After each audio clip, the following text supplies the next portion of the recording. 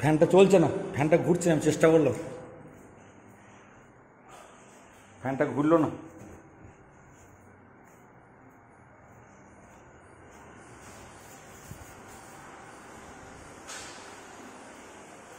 আজ রোদের জোর আছে ভালো। কালকে তো বিকালে বৃষ্টি হলো, ভালোই বৃষ্টি হলো।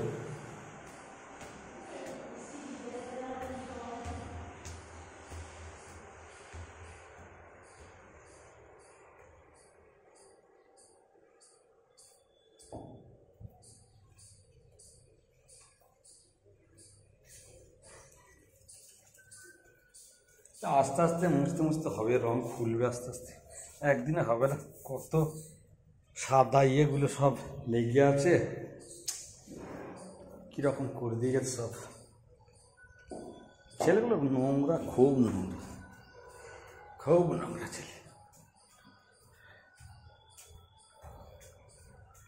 আজকে প্রদীপ দাকে দিয়ে পরিষ্কার করলাম এই ঘরটা, এই ঠাকুর ঘরটা আর এই ওপরটা দিয়ে মুইটা তুলে দিলাম ঘরটা।